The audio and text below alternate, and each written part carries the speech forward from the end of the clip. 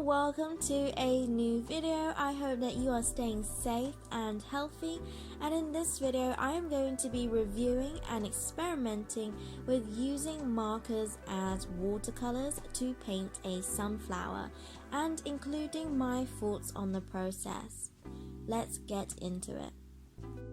So I will be experimenting with these Signme markers that I've had for quite a while, that my lovely grandmother bought for me, but I haven't really used since I haven't explored using markers, and I thought it would be a great idea to try and use them like watercolors, as I didn't want these pretty colors to go to waste. So this is what the markers look like. It is a pack of 18 colors, and if I remember correctly, they were about 60 Hong Kong dollars, which is around 6 British pounds, which I think is quite reasonable for markers. I really like the case that they come in. It is not too bulky and seems solid and small enough for me to carry around if I wanted to, so that's very convenient. I love the range of pretty colors. If you've been watching my watercolor videos, then you know I love bright, pretty colors. So this set gives me a lot of freedom to whatever I would want to draw and paint. Each marker is a dual tip, so one side is a brush tip and it looks like this. And I'll show you what it's like to use on paper, and then the other side is a fine tip, which can be used for lining, I guess. I've got a very unsteady hand, so we'll see how useful this tip will be for me. I will also say that these are aquarelle brush pens. I don't really know what that means, but if I had to guess, I think it means that these markers are water soluble, which means that I can use these as watercolors, which you'll see me experiment to see what I can or can't do with this brush pen set. Since I have no clue on what aquarelle brush pens or markers can do, it made sense that I do some swatches and run a few tests, so that I know exactly what I can do with these markers to make a drawing or painting work, to see the different effects that I like that can be achieved with these markers. So the first thing that I did was to do a simple swatch of each of the colors, as they do appear quite different to the color of the lids on some of the markers. So this will be helpful when I am coloring in directly onto the paper or mixing colors together. With the brush tip, people can be interested in the bounce of the brush for calligraphy. I haven't tried calligraphy much either, so I tried and struggled to write with the brush tip, so you can see how thick I can make the lines. I will say that the brush is not extremely flexible when I am trying to adjust the pressure from doing the down and up strokes. I can't seamlessly do that and create smooth transitions and curvy strokes, but that could also be down to my poor calligraphy experience as well. I will say that the tip can create really fine lines, and if I needed to make thicker lines, I can also do that. I just personally think that the brush nib isn't very flexible, so I can't really transition very smoothly from thick to thinner lines. This isn't really an issue for me, as I am going into this with no expectations, and so whatever I can do, I will bear these in mind when using these markers. Also, having this page where it's all laid out will be really useful for me to refer back to. Next is the fine tip. Now, this is very straightforward. It is a fine tip. It makes fine lines. It can be used to write with, so I think that this would be quite nice for line work, writing fine details, so that's all good. Then I proceeded to write all the little techniques and or experiments I wanted to test out, seeing if I can blend when the page is wet, like I can with watercolors. Can I blend at all? Can I mix colors? Can I overlap colors with wet and dry, and so forth. Okay, so while you watch me carry out each little experiment, I'll tell you what I thought worked well and what didn't. Dipping the brush in water and then onto the page, I didn't see much of a difference other than that it was slightly lighter when I first placed it on the page, but this is very subtle and hard to achieve a consistent look, and so this wouldn't really help me out. Using the marker directly on wet paper to create a gradient was really hard to do. However, I did like that the edges would bleed slightly to form a soft edge. So this would be useful to maybe creating the sky around a cloud or a glowing sun effect, or if you wanted to color something in with a softer effect where you couldn't see the pen strokes overlapping. This is useful because when using these markers on dry paper and coloring in an area, you can see the streaks of the pen strokes with the added texture I don't normally want. So wetting the area first to fill in a small space can be done to prevent these streaks. Using markers to blend on wet paper did not work, as it really scratched at the surface of the page, which you don't want. Also, with water-soluble markers, you can't blend them on dry paper either.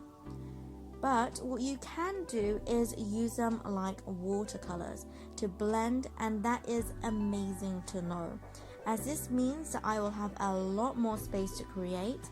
Blending and mixing colors are possible, which I will show you in a bit.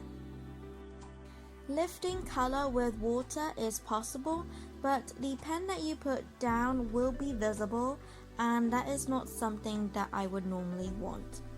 A wet brush pen placed on wet paper does create a nice separation of the ink, bringing out more pretty colors. But this is unpredictable, which can be used in a painting, but generally hard to use. Then I experimented with wetting the page, adding the markers, and then adding salt. And this turned out much better than I expected, and you'll see me use this technique for the sunflower. Okay, so this is the fun part, using the markers as watercolors. So to do this, you take your marker, you draw on something plastic, or you can use your painting palette to mix and use the ink from the marker. I'm just using this plastic cover that was a packaging for my brushes. Once I got a good amount of ink, then I can use it like watercolor. So, wetting my brush, getting the ink on my brush, and painting with it, and it really works well. Of course, it won't be as smooth as watercolors, but this way of using markers means that you can create gradients, you can mix the ink from the markers, create new colors, blend the existing ink together, and it works like a dream. I really like this way of painting, as these pretty bold colors are not colors that I can mix easily with my watercolors. So this makes it easy to get those colors easily on the palette and then onto the paper. There is another con, and that is that using the markers this way and applying more ink to your palette can be more time consuming than if you did it with watercolors. Also, getting smooth blends is possible, but takes more going back and forth to smooth it out, which you wouldn't have to do as much with watercolors. So this is something else to bear in mind. However, I must say that from my experience, using markers in this way was a lot more effective as a watercolor than cheap watercolor pencils and a cheap watercolor painting set. So if you are a beginner with watercolors, you like writing and drawing with markers and would like to get into watercolor painting, this could be an alternative for you if you can't afford a decent watercolor set. So overall, can you use these as watercolors? Yes, you can. It may be more time consuming, a more tedious process, but yes, you can. So you are able to mix colors, blend them just as you would with watercolors. I personally don't mind having to whip out a pen again to add more ink on my palette, as it means I'm less likely to waste the ink and I can leave it there to use for another time. These markers are very saturated, they have a good range of pretty colors, you can color with them straight onto paper, but you may see some streaks from where the brush strokes overlap, but this is less noticeable with the lighter colors. If you wanted to avoid the streaks, then you can wet the page first, which will give you a softer but flat patch of color. Blending and overlapping colors don't work too well when you do it on dry paper without having streaks, but this can be useful to you or it could be a negative. Overall, I really like these markers and I think you can be creative to work around the minor hiccups of using these markers. I think the pros definitely outweigh the cons and I'm quite happy to paint with these markers, even if it would take a little bit longer than it would if I used watercolors. Okay, that is the review part of this video done. Now I'm going to try and use these markers, taking the positives of the markers to create a painting/drawing. So I drew the outline of the sunflower. I'm not going to go into too much detail of how I drew it because I want to focus on the marker side of things. So for the background, I wet the area I was working on and had placed the light blue ink on my palette already and added the ink as I went along. Overall, this went really well and I was able to make a soft patchy gradient. For the petals, I wanted this to be bold, so I filled this in, directly coloring in with the markers, and it was really easy to fill in the areas with the brush tip. And the ink was very saturated with minimal streaking. Then I thought that I could disguise the patchiness of the light blue but enhance that color. So I did the same thing but used another color that was similar, which was the turquoise, but adding salt directly on it. I did this so that as the salt soaks up the ink in patches, you'll be able to see the blue underneath, and to make the uneven salt effect to make it more interesting and fun, while making the background more bright and saturated. For the center of the sunflower, I wet the surface to try out that soft bleeding effect and dabbed on the ink with the brown, yellow and black ink. And I think this worked really well to suggest the texture of the center but still keeping it soft. I thought that I would even out the edge of the circle as it was really rough, and then this was where I realized how unsteady my hands are, so this kind of worked to make a sharper edge, but it is still wonky. But I'm not too bothered by it as this is me experimenting after all. I did go over it with the turquoise so that it matched the background better.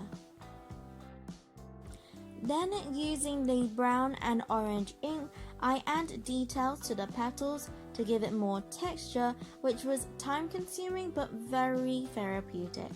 I did mix the orange and the brown ink together to create the darker lines of the petals for the petals further back and as an outline for each petal. I could have used the fine tip of the brush pen for this, but chose not to as I didn't want it to be a harsh line.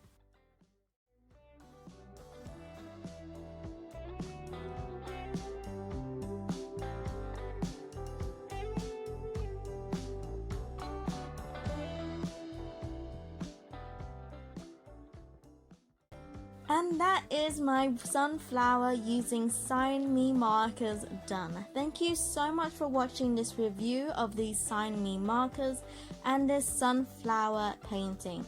Don't forget to like and subscribe to watch me do more paintings using these markers, drawing portraits and other watercolor tutorials. And as always, God bless and I'll see you later.